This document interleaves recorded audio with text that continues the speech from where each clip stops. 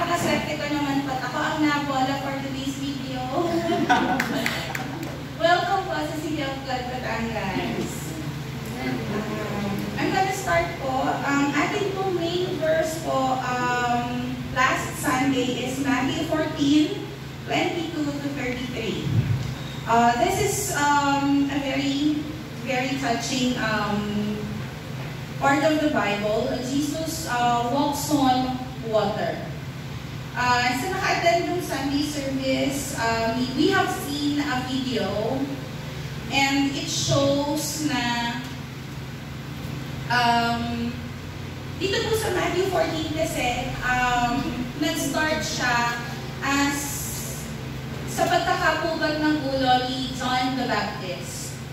And because of that, naglakbay po si Jesus dahil nalungkot siya sa pagkawala ni John the Baptist. It's like he wanted to be alone. And then sa paglalakbay niya, dito din naganap sa Matthew 14, yung pagpapakain niya ng 5,000 katao, gamit lamang ang 5 pirasong tinapay. Ganun po kabuti ang ating Diyos, ganun po siyang mapaghimala. Yeah. Amen. At pagkatapos nito, dumaretso pa rin si Jesus para mapag-isa. And then, naglayag na ang kanyang mga disciples. At sa paglalayag ng mga disciples niya, doon na-experience ng mga disciples yung bagyo sa dagat. At dahil nakita ni Jesus na yung mga disciples niya ay nahihirapan, natatakot, nag-aalala, nilapitan niya ang mga ito, si Jesus ay naglakad sa tubig. So our main theme for tonight is that faith in Jesus in the middle of life's storm. Hallelujah. It's God. So, pag sinabi natin life is full of storms, nandyan yung challenges natin, nandyan yung struggles, nandyan yung mga problema.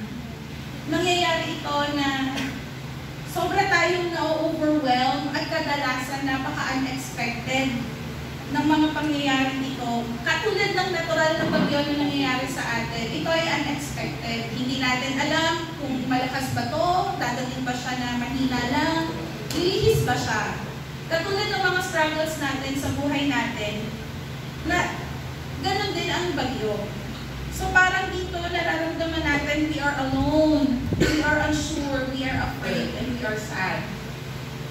Katulad na lang ng disciples na nandun sa Sea of Galilee.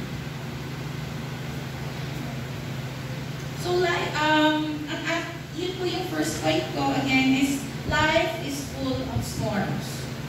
Okay, so life storms come when we least expect them, and they often have us feeling very overwhelmed. Point 2 ko po for tonight is that Jesus sees us in our struggles. Katulad ng paglapit ni Jesus sa kanyang mga disipulo, nung nakikita niya nag-i-struggle, nakikita din po ni Lord, nakikita ni Jesus, yung paghihirap po natin sa araw-araw nating mga buhay. Hindi porke sa tingin nyo ay wala siyang ginagawa or wala kayong nakikita, please know na ang Diyos po ay may plano sa bawat pangyayari sa ating buhay. That's right. Amen. So sa kalagitnaan po ng mga struggles natin, Jesus saw, sa kalagitnaan ng struggles ng mga disciples, Jesus saw them and then He came for them. Si Jesus po, hindi niya tayo iniiwan sa kalagitnaan ng bagyo. Even if feeling natin wala na tayong pag-asa, feeling natin katapusan na ng mundo, feeling natin hindi na tayo makakaahon, yung feeling natin parang ubos na tayo. Ang totoo nun, nandun pa rin po ang Diyos. Amen. Minsan, kahit kailan, hindi niya tayo iiwan at hindi niya tayo papabayaan. Gumagawa siya ng mga paraan na unexpected, na bigla na lang may tutulong at may lalapit sa'yo, and all of a sudden, you will feel better. At makakatulong din siya para ma-resolve yung problema mo. Yeah. Hallelujah. The presence of God is a prayer away. Sa lahat po ng pinagdadaanan natin, ang prayers po, ang isang pinakamalakas na sandata na ibinigay sa atin ng Diyos dahil tinuruan niya tayong magdasal. Amen. Ang pagdadasal na ito ang makakapagpagaan ng lahat ng dinadala natin. So wag po natin kakalimutan magdasal. Amen. Every day, every second of our lives, so we should pray. Happy to meet you. Yes, every 3 a.m. Gumigising ako para sa 3 a.m. Kahit pikit pa po ako, ginagawa ko. And my point number 3, faith overcomes fear. Hallelujah. Sa Matthew 26 to 27, nandito sa part na to, nangyari na ang sabi ni Peter Simon is that, Lord, if it's really you, pwede ba akong lumapit? And then the Lord says, he can come and take courage. I am here. Fear is natural reaction sa mga tao. Yeah. Lalo na to the unknown. Hindi natin alam kadalasan kung ano mangyayari sa atin. Yung mga unexpected, yung mga bukas na hindi natin alam, yung mga unsure tayo sa mga pwedeng mangyari sa araw-araw natin, doon nababalot tayo ng takot. And then, katulad ng mga disciples, ang una nilang reaction when they saw someone or something walking towards them is matakot. They thought Jesus was a ghost. So it's a really natural response for every human being na matakot. But when we focus on our circumstances, fear consumes us. Overthinking gives us fear. But when we focus on Jesus, His presence claims our fears and gives us the strength to keep going. So lahat po ng ikinatatakot natin, every time, natatakot tayo, nabibigla tayo, like our Pastor Jay, Jesus. He always says Jesus, he always calls His name. Sometimes, nagiging inside joke sa amin, but it's not really a joke. It's something na kailangan natin gawin for ourselves. Sa lahat ng pangyayari sa buhay natin, maliit o malaki, it's always Him. It's always God, it's always Jesus, it's always the Holy Spirit within us. Amen. Amen. So for everything that's happening sa buhay natin, let's all say, I will not be afraid. Jesus is with me. Amen. And my fourth point is step out in faith. Amen. Peter stepped out in faith. Bilang isang tao, he naturally knows that he cannot walk sa tubig. But he did so dahil nagtitiwala siya kay Jesus. Leaving the safety of the boat, he was the only one there to step out, trusting that Jesus will keep him safe. Jesus calls us to take bold steps of faith. We may not see the way forward clearly, but when Jesus calls us, we must respond in trust, knowing He is with us.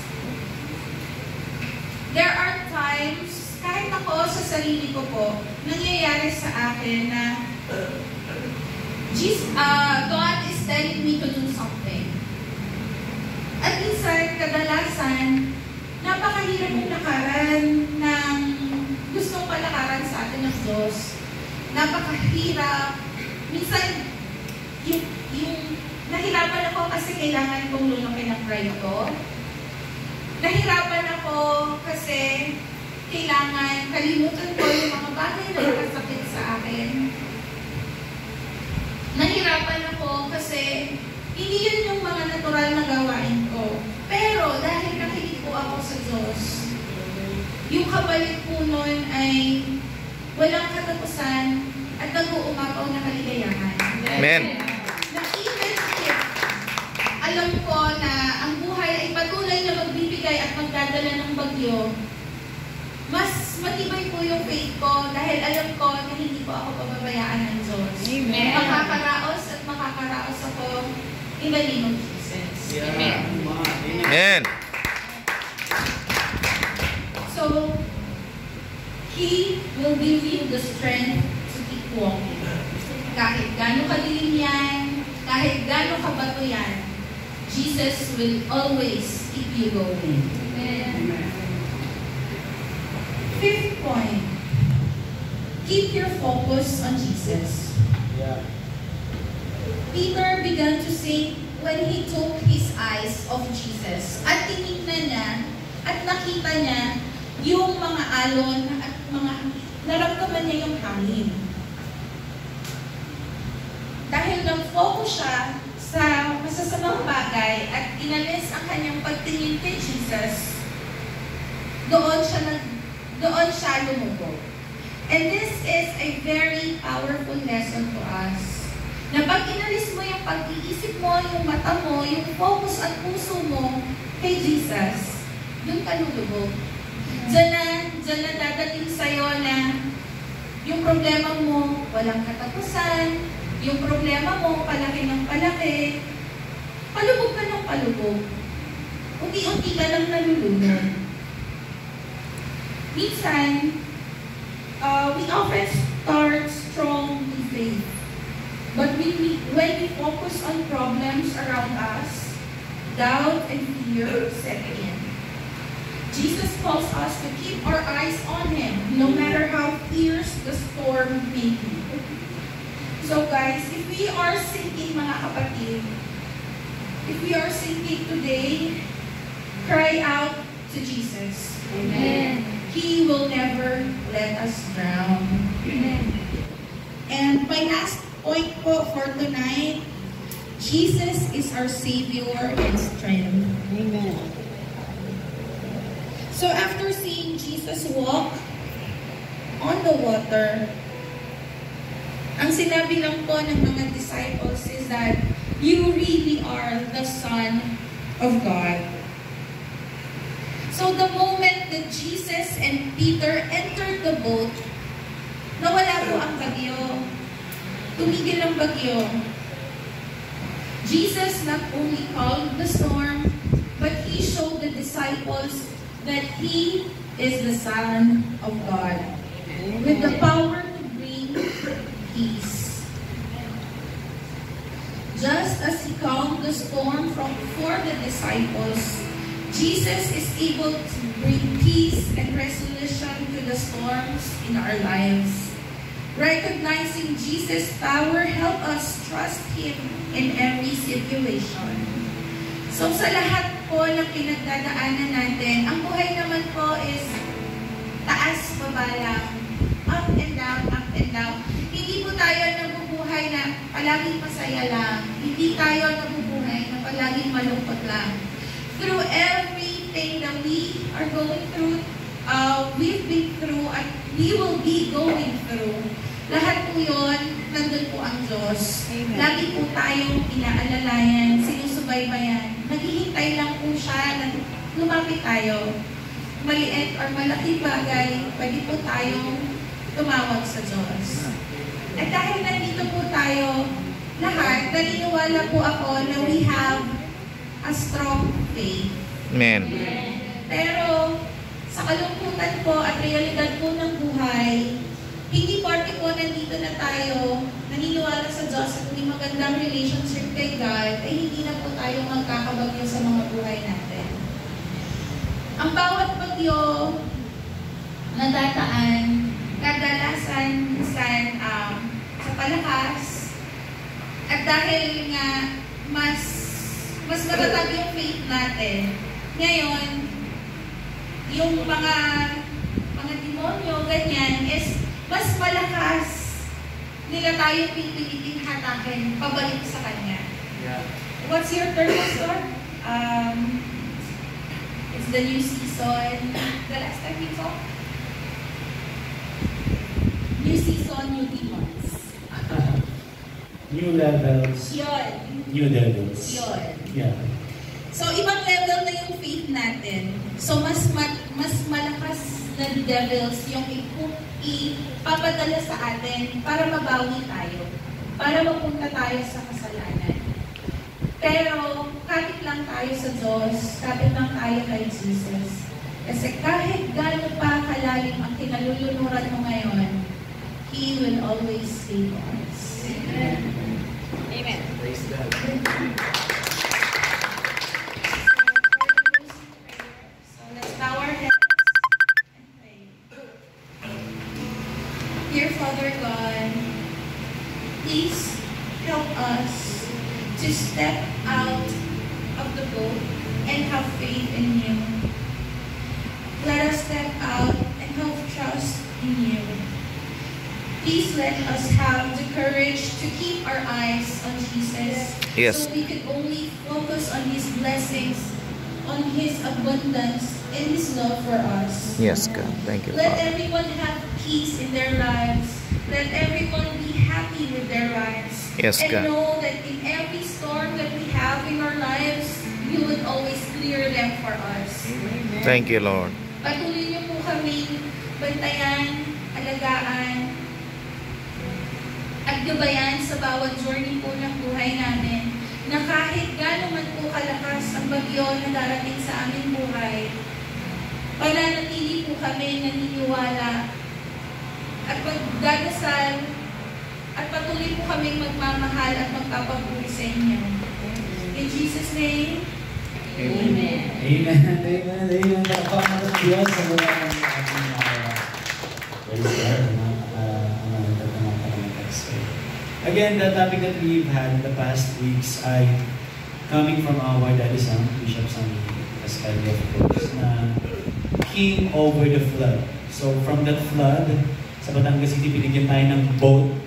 So dyan tayo nag-sail. Hanggang ngayon, dreams natin pinag-uusapan ang bangkang ito. Ang bangkang ito nga ay lumubog, kaya nag-sink at ngayon sabi ni Peter, Lord, save me. Yan ang sabi ni Pedro. Kaya ngayon, nakita yung video, right? Yung pinlay natin na lahat kayo nag-iiyak. Nakita ko mga sipunin yung tumutulog. At mga, nag-iiyak kayo last Sunday. And